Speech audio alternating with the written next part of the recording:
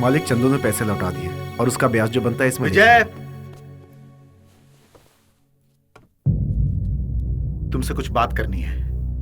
आजकल सारे घर वाले बहुत ज्यादा खुश हैं और मैं भी खुश हूं। पूरे परिवार वाले तुम्हें इस घर का दामाद बनाना चाहते हैं। हमारे घर की बेटी हमारी तरह कठोर दिल की नहीं है, बहुत नाजुक है। अगर तुम्हें कोई एतराज ना हो तो अपने मम्मी पापा को बुला लो, शादी की बात करनी है।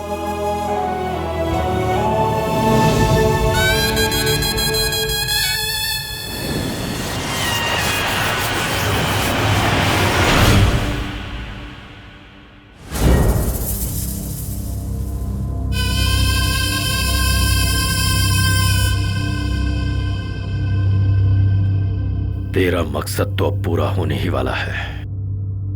उसे भी तुझ जैसा ही कोई चाहिए था, जिसमें मुकाबला करने की बिल्कुल भी हिम्मत ना हो। घर वालों को तू पसंद कैसे आ गया? इस बात को आप जरा साइड में रखिए। आप मर्द और मर्दानगी की बात ना करें। आपकी नजरों में मर्द कौन है? लड़कियों की तरह हंसने वाला, जिसके जिस्म में गर्म खून ना हो, वो मर्द नहीं होता। जिसकी बाजुओं में दुश्मन को ढेर करने की ताकत हो, वो होता है असली मर्द। जो शेर की तरह बिना हथियार के अपने एक ही वार से दुश्मनों को धूल चटा दे, वो कहलाता है, वो कहलाता है असली मर्द। हाँ, एक दूसरे को मारना काटना यही मर्दान की है? हाँ, ये सब राजा महाराजाओं के जमाने में होता था। उन सब की समाधियां बन चुकी हैं। ये सब क्या लगा रखा है? दम, जिगर, प्यार से दुश्मन का दिल जीतना, यही मर्दान की है। उसके लिए यहां दम चाहिए।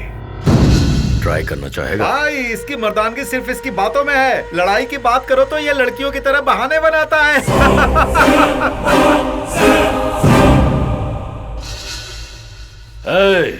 दुश्मनों को मोहब्बत से जीतने का उसूल तूने बनाया होगा। हमारा तो उसूल है दुश्मन से नफरत और सिर्फ नफरत। लातों के भूत बातों से नहीं मानते।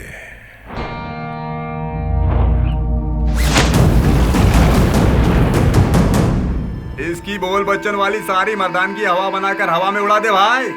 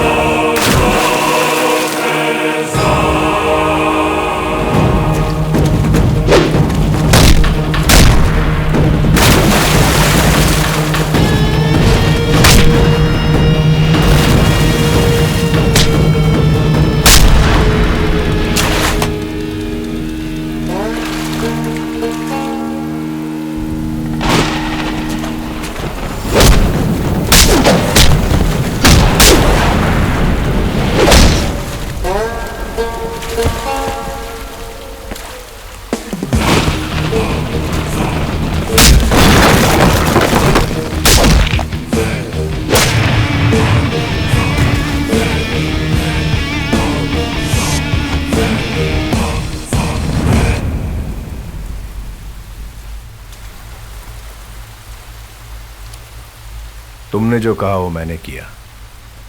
अब जो मैंने कहा वो करो।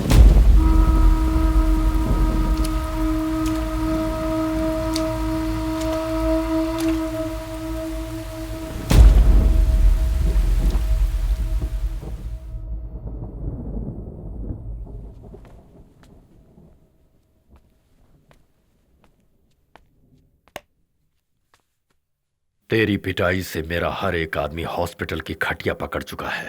डॉक्टर कहता है कि वो जिंदगी भर के लिए अपाहिज हो चुके हैं। वाह, मुझे तेरी ही तलाश थी। वाह, तेरे अंदर मुझ जैसी ही हिम्मत है। मनीषा के लिए तू बिल्कुल सही है। अब तू मेरा सपना पूरा करेगा और मेरे दुश्मन के बेटे को मारेगा, जिससे मैंने पहली और आखिरी बार मात खाई है। उसे दफन करने का छोटा सा काम कर दे, मैं जिंदगी भर तेरे कदमों में पड़ा रहूंगा। यह वादा है मेरा।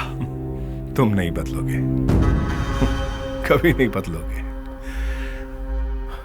तुम बदल ही नहीं सकते। उस घर के लोगों पर हाथ उठाने के बदले तुम्हारी नींद हराम करने वाला वो मर्द मर गया है। उस घर के लोगों पर हमला करने की वजह से तुम्हारी गर्दन को अपने हाथों में दबोचने वाला शेर इस वक्त शांत बैठा है। सब कुछ खोने के बाद एक प्यार की मूर्ति बनकर तुम्हारे सामने खड़ा है।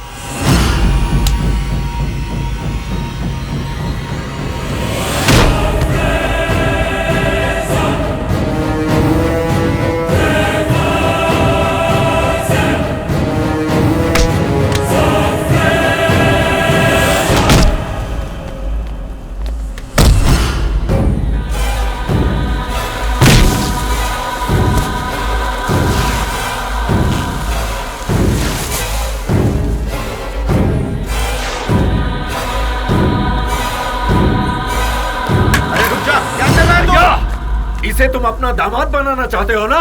जानते हो ये कौन है? इस घर को शमशान बनाने के लिए आया हुआ आदिशेष का बेटा है ये।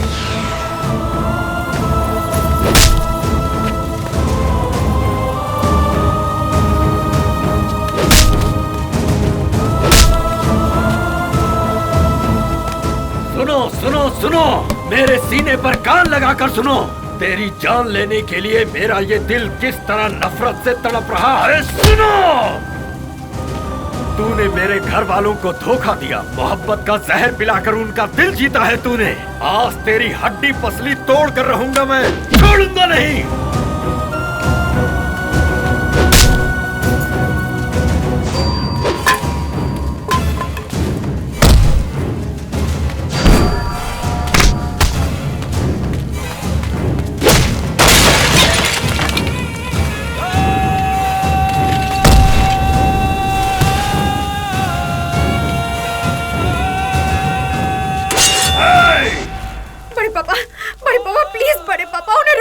तेरे गांव वाले, तेरे घर वाले, तेरी माँ, तेरे बाप में तेरी जान बसी है ना, उनके लिए तेरा खून हमेशा खौलता रहता है ना।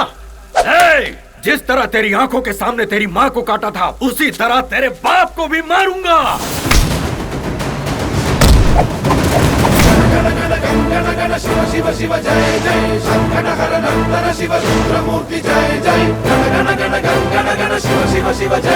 शादी के माहौल में घुसकर मेरी माँ को मारने के बाद भी तू जिंदा बचा है। इससे तू अपनी मर्दानगी समझता है और आज कह रहा है कि मेरे बाप को भी मार डालेगा।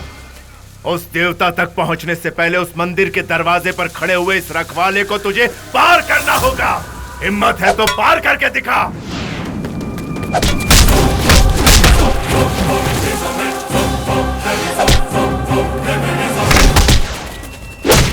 औरतों और बच्चों पर हाथ उठाने को तुम मर्दानगी समझता है, तो तुझ जैसे मर्दों को चिता पर लिटाने के लिए आज मैंने विष्णु का अवतार लिया।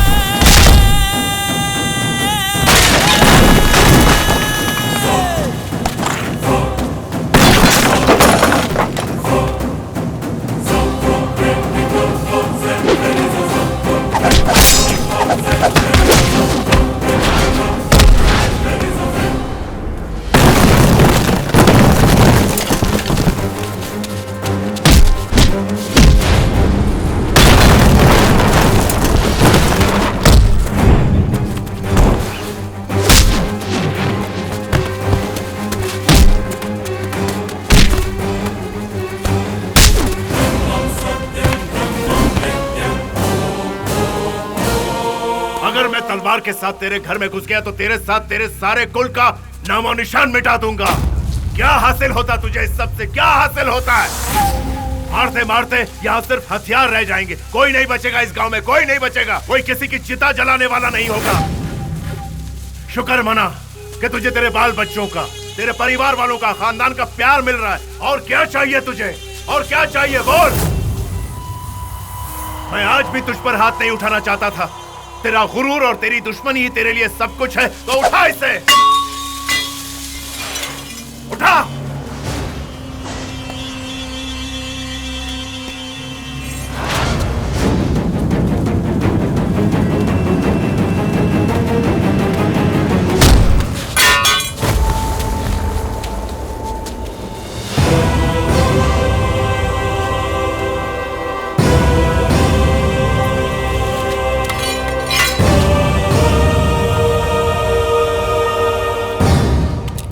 मैं खामोश हूं, इसका मतलब मुझे बुज़दिल मत समझना।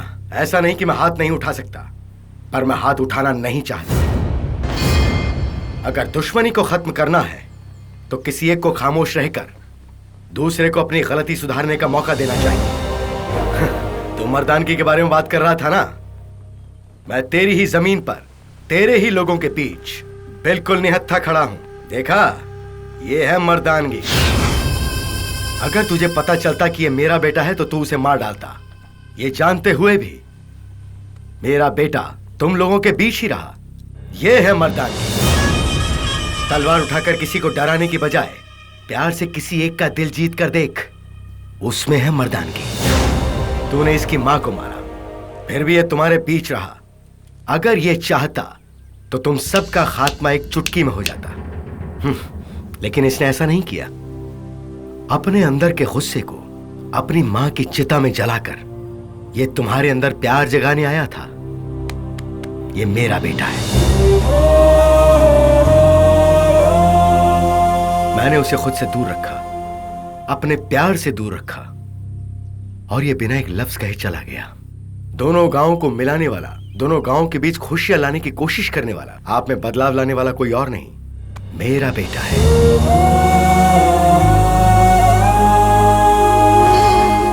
तेरा सर उड़ाने के लिए मेरे छोटे भाई ने तुझ पर हमला किया था, तो तुझे किसने बचाया था? मेरे बेटे ने।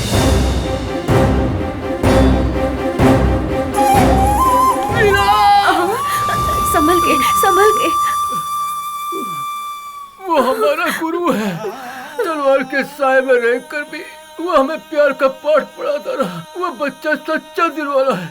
ऐसे दिल वाले को जिंदा रहना चाहिए। उस दिल में खुदा है, जिस दिल में प्यार है, उसे गले लगाकर सबको जीने दो। यही सही है। हमारे घर वालों को देखकर हर कोई अपना रास्ता बदल लेता था। कोई भी इज्जत से हाथ जोड़कर सलाम नहीं करता था। आज सारे गांव के लोग हमें चाहने लगे हैं, हमारी इज्जत करने लगे हैं, तो उसकी वजह ये लड़का है। ये इतने दिनों तक बिना चोट पहुंचाए हमारे साथ रहा। इसका मतलब ये हमारे खून का प्यासा नहीं, इसे चाहिए तो बस प्यार। छोटे तलवार फेंक दे।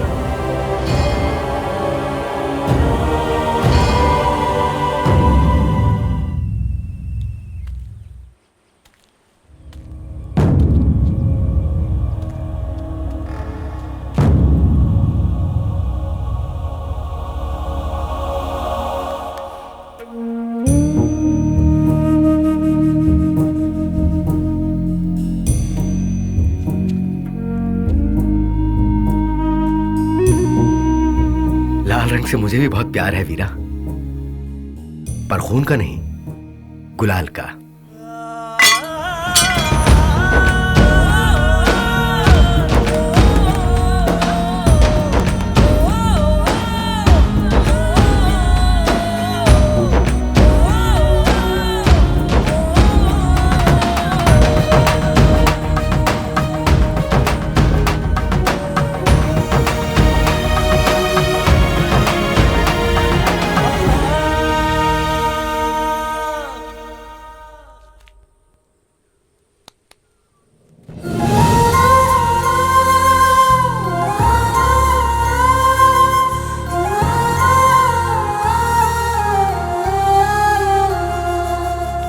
तेरी माँ ने तेरे लिए एक लड़की पसंद की थी, वो अब तक तेरा इंतजार कर रही है।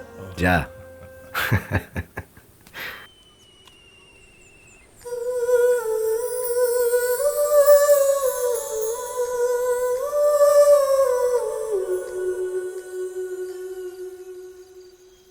बहुत थक गया यार।